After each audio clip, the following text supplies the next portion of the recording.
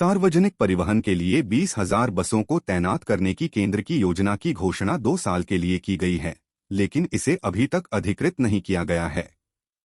नई दिल्ली में सार्वजनिक परिवहन में सुधार के लिए शहरों के लिए 20,000 बसों को तैनात करने के लिए केंद्र द्वारा 18,000 करोड़ रुपए के कार्यक्रम की शुरुआत की घोषणा के 2 साल से भी अधिक समय बाद भी सरकार ने अभी तक योजना को मंजूरी नहीं दी है और इसे लागू नहीं किया है।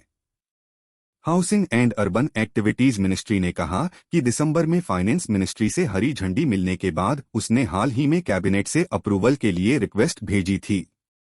केंद्रीय वित्त मंत्री निर्मला सीतारमण ने कहा कि सरकार 1 फरवरी 2021 को बजट पेश करते हुए मेट्रो रेल नेटवर्क के विकास और सिटी बस सेवा में सुधार के माध्यम से शहरी क्षेत्रों में सार्वजनिक परिवहन के अनुपात को बढ़ाने का प्रयास करेगी।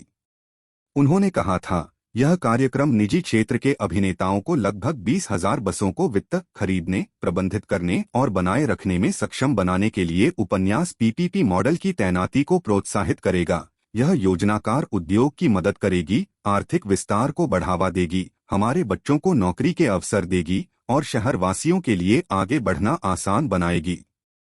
हालांकि बाद के प्रशासनों ने लोगों को निजी ऑटोमोबाइल खरीदने से रोकने के प्रयास में सार्वजनिक परिवहन के लिए बसों की संख्या बढ़ाने की योजनाओं की घोषणा की है। भारत के समग्र वाहन बेड़े में बसों का अनुपात वर्षों से 195 से नीचे बना हुआ है।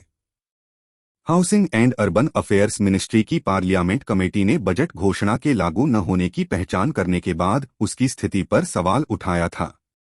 मंत्रालय ने समिति को बताया कि प्रस्तावित योजना का अंतिम कैबिनेट नोट वित्त मंत्रालय को 17 मई 2022 को इसकी मंजूरी के लिए दिया गया था और पैनल की रिपोर्ट के अनुसार इसे आगे बढ़ने की अनुमति मिल गई है, जिसे को वितरित किया गया था।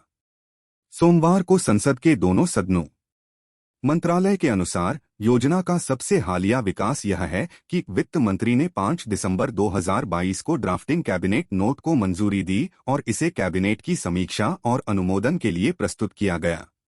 स्थायी समिति ने इस बात पर आश्चर्य व्यक्त किया कि इस कार्यक्रम को शुरू हुए 3 वित्तीय वर्ष हो जाने के बावजूद यह अभी भी स्वीकृति के चरण में है और वित्तीय वर्ष 2023 से 2024 के बजट में इसके लिए कोई धनराशि नहीं दी गई है।